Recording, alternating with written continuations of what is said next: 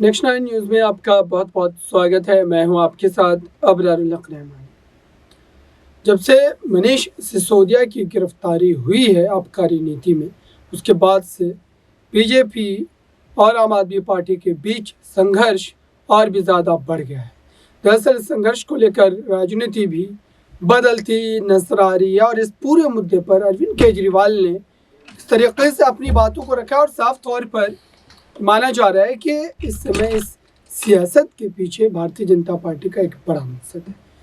पहले आप अरविंद केजरीवाल की इन बातों को जरूर संबोधन के लिए मंच पे मौजूद दिल्ली की शिक्षा मंत्री आतिशी जी, हमारे शिक्षा सचिव महोदय, हमारे एमएलए साहब, शिक्षा निदेशक महोदय, यहाँ पे स्कूल के प्रिंसिपल साहब, टीचर्स, पेरेंट्स और जितने अन्य भाइयों बहनों और प्यारे प्यारे बच्चों, आप सब लोगों को मेरा नमस्कार, सबको मेरा प्रणाम। मैं कई बार बवाना आया, खासकर जय भगवान जी के चुनाव में और उसके पहले वाले चुनाव में, और सारे बवाना वासियों का एक ही मेरे से बार बार निवेदन होता था कि ये लड़कियों का जो स्कूल है, ये स्कूल बहुत खराब है जी, टूटा फूटा स्कूल है, इसको ठीक करा दो। और मैं वादा करके गया था कि स्कूल को ठीक कराएंगे। आज वादा डबल पूरा हो रहा है। आपको एक नहीं, दो स्कूल मिल रहे हैं। एक है स्कूल ऑफ स्पेशलाइज्ड एक्सीलेंस, जो कि इतने हैं दिल्ली के अंदर, 30-35 ही हैं। कितने हैं स्कूल ऑफ 35 स्कूल हैं। उन 35 में से अब एक स्कूल बवाना में बन गया।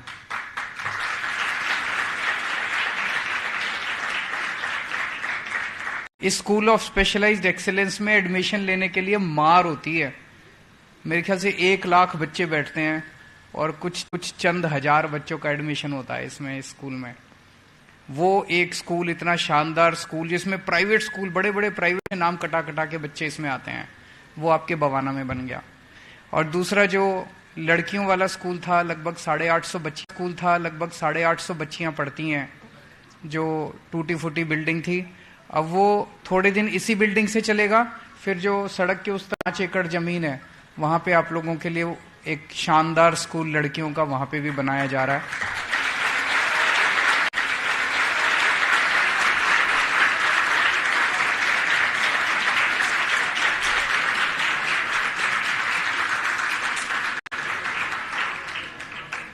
तो मैं वादा एक स्कूल का करके गया था, दिए 2 स्कूल। हम लोग जितने वादे करते हैं उससे डबल पूरे करते हैं।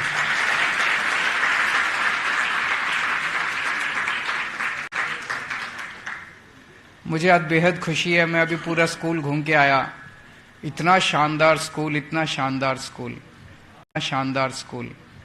क्या लाइब्रेरी है, देखिए आप लोगों ने बच्चों। मैं हमेशा कहता था कि मेरे को इस देश ने बहुत कुछ दिया है। मैं अच्छे स्कूल में पढ़ा, अच्छे कॉलेज में गया, आईआईटी खड़गपुर में गया। आईआईटी खड़गपुर में जब मैं पढ़ता था, मेरी 32 रुपए ट्यूशन फीस होती थी महीने की। उन दिनों में 32 रुपए तो कुछ भी नहीं होते।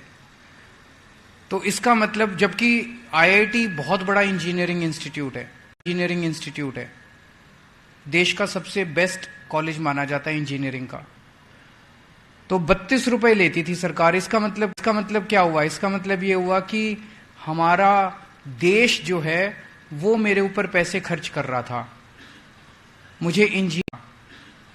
मुझे इंजीनियर बनाने के लिए देश ने पैसे खर्च किए।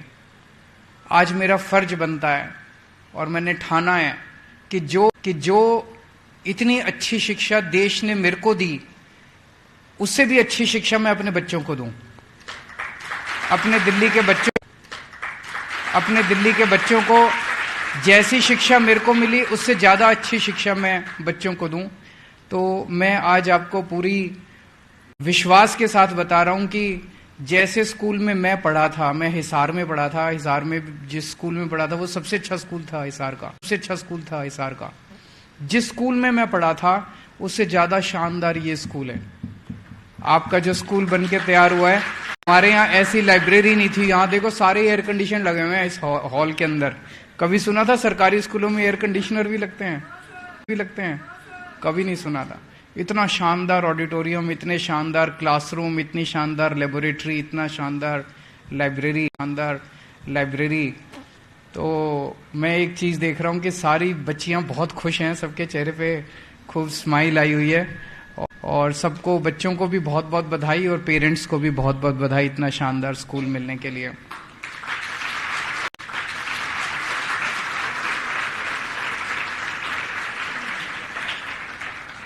मैंने कई देशों को स्टडी किया। हमारा देश आजाद होने के बाद कई देश हैं जो हमारे बाद आजाद हुए, जैसे सिंगापुर है। सिंगापुर 60s में आजाद हुआ, लेकिन आज हमसे आगे बढ़ गया। क्यों बढ़ गया? सिंगापुर में सबसे ज्यादा उन्होंने महत्व दिया शिक्षा को। बाकी सारी चीजें उन्होंने कहा कि बाकी सारी चीजें हो जाएंगी, सड़कें भी बन जाएंगी, पुल भी बन जाएंगे, सब हो जाएगा। अगर हमने अपने बच्चों को पढ़ा दिया तो एक पीढ़ी के अंदर देश से गरीबी दूर हो सकती है। कैसे? जब हम अपने बच्चों को अच्छी शिक्षा देते हैं। मैंने कई सारे उदाहरण देखे हैं पिछले कुछ सालों के, जब से दिल्ली में आम आदमी पार्टी की सरकार बनी, हमने शिक्षा पे ध्यान देना चालू किया। कई ऐसे बच्चे हैं जो स्कूल से निकले, कोई इंजीनियर बन रहा है, कोई डॉक्टर बन रहा है। जब शिक्षा खराब थी, सरकारी स्कूलों का बुरा हाल था, पढ़ाई होती नहीं थी और गरीब का बच्चा गरीब रह जाता था। बड़े बड़े स्कूलों में अमीर अपने बच्चों को भेजते थे, अमीर का बच्चा फिर अमीर बन जाता था। अब गरीबों के बच्चे, इतने सारे एग्जाम्पल्स हैं। गरीबों के बच्चे, कोई डॉक्टर बन रहा है, कोई इंजीनियरिंग में जा रहा है, कोई वकील बन रहा है, कोई कुछ बन रहा है।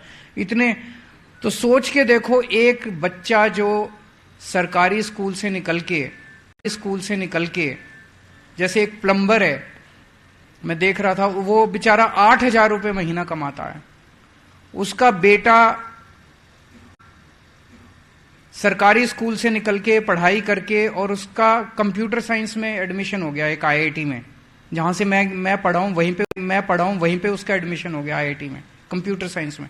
अब जब उसका बच्चा निकल के जाएगा, स्कूल से निकलेगा, तो उसको कम से कम 2.5-3 लाख रुपए महीने की तनख्वाह मिलेगी। तो आपने सुना, लगातार वो मनीष सिसोदिया को याद करते हुए कई सारी बातें कह रहे हैं और अब कोर्ट से उनके जमानत मिलने के भी कहीं न कहीं संकेत मिल रहे हैं। इस खास रिपोर्ट में बस इतना ही। देखते रहिए ताज़ा तरीन खबरों के लिए नेक्स्ट 9 न्यूज़ को। धन्यवाद।